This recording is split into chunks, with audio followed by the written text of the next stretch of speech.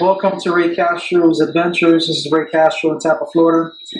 Today I want to cover how to install a Yakattak rail on a Shearwater 125.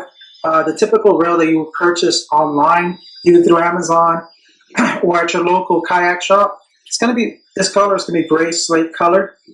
I kind of went with a little customized color. I used the Fusion all-in-one paint, kind of give it a little more custom touch to it so it can match the existing colors on my kayak.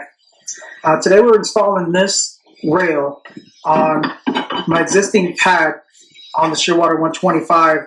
This stand-up pad is basically the stand-up perch pads on, it's not a perch pad, it was actually just a little platform on each side of the Shearwater 125. I found that as an unuseful space. I rarely ever used it to stand up. And I'm always reaching over, trying to reach for my fishing pole over closer to my to the foot pedal area, to the free flow foot pedal. So I decided I want to install a rail, so I'm able to install either my fishing pole holder, Yakattak fish pole holder, or any other accessories that I can use. And today the accessory is actually going to be an anchor wizard that I recently purchased, and I wanted the anchor wizard closer to my seat so I don't have to bend over as far. The less time you spend on your kayak thinking about where everything is at, the less time you're fishing. So with that in hand, the first step you're going to be, actually I want to cover the parts that we're going to use today to install the rail. So first, you obviously need your Yakattak rail. This one's the 12-inch model. That's going to cover the whole entire perch. I'm going to install the 9-inch model on that other side. As well as you're going to need a drill with a 3/16 drill bit. You're going to need a rivet, because I'm going to be riveting down the rails.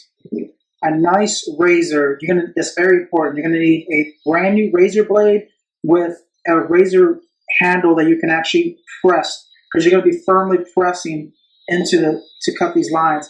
My model has a dual surface to it, so we'll go over that later. As well as you're going to need some outer body tape, a chisel or something kind of somewhat like this chisel to kind of clean up the area after you've taken the pad out. Some sealant to cover all the holes that you're going to drill, as well as the rivets. You're going to find all these parts and links down below in the comment area. Feel free to comment on this video if you have any questions or concerns. I can cover that for you. So the first step in this process is using your actual rail as a template. You're going to use the edge to kind of use it to flush the rail, and find out where you want the rail. You might want to sit on the kayak to see where exactly you want the rail. I chose to have the rail closer to the back because it's going to be closer to the seat. That was my main objective for today. With the rail in place, you're going to use your tape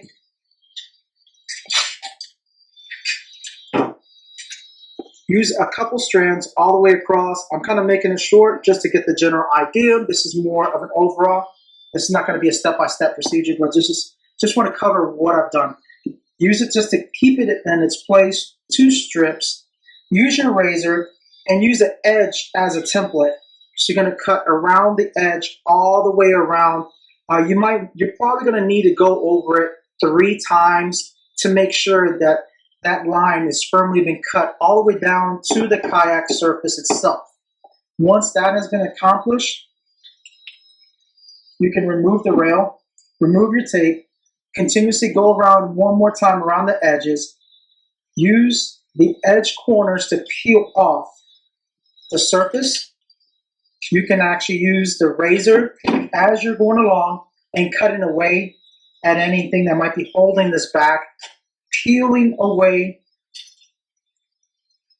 the surface. So this is the end result after you've done that. So we're going to put that off to the side.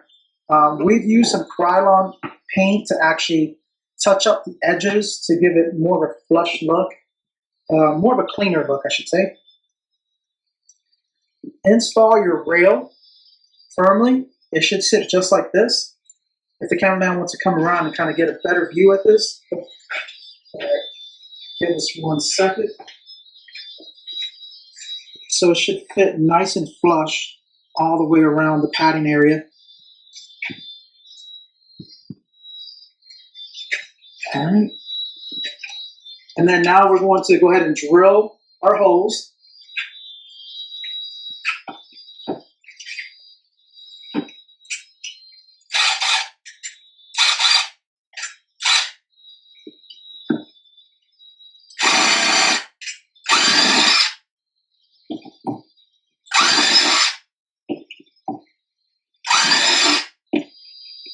For any of you guys scared of drilling holes, you might want to pause this or fast forward a couple seconds.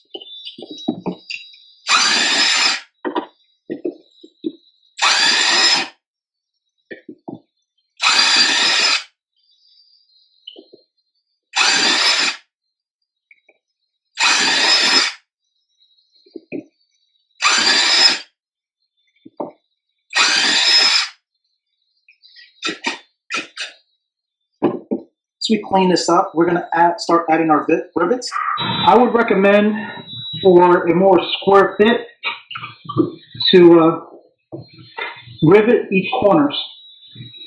So one corner at a time and then work on the center.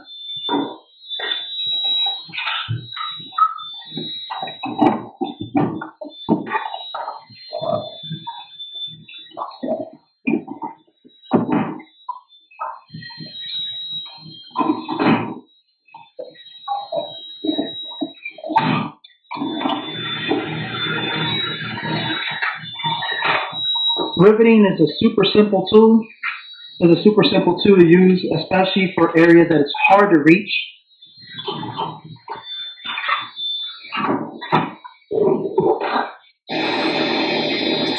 You guys, so we went ahead and put sealant in every hole, so to make it nice watertight, as well as what's really cool about these rivets. These rivets actually have a rubber washer that came along with them, which is pretty handy. It's an additional assurance that water is not going to get into the hole. So we're just going to go ahead and finish just by squeezing until you hear that pop. That pop means that the rivet is expanded from the inside of the kayak and it's created a bond from the outside and inside together, sandwiching the rail.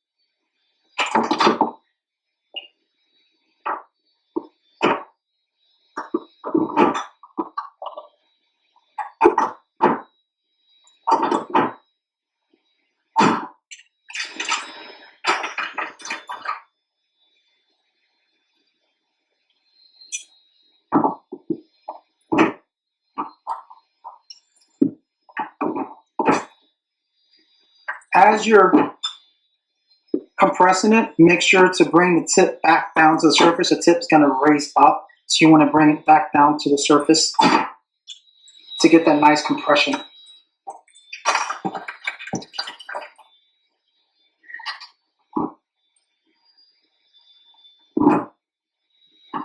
This gives it a good custom touch to it, and it's pretty easy compared to reaching inside of the hole and attempting to back up your screws or bolts with hardware from the inside. So this takes that time away. And if you don't have a long, skinny arm, it could be very difficult to get into the body of the kayak to install hardware in hard to reach places. This is where the rivet gun comes in handy.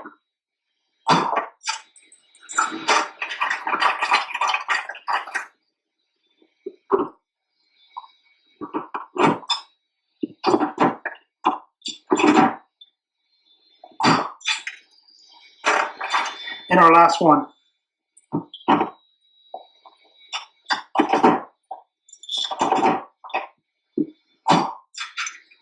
And here's the finished product, guys.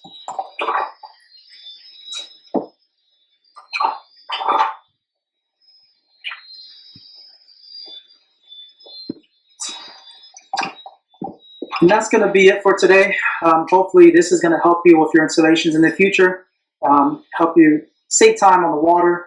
This is Ray Castro. I'll see you next time. I'm out.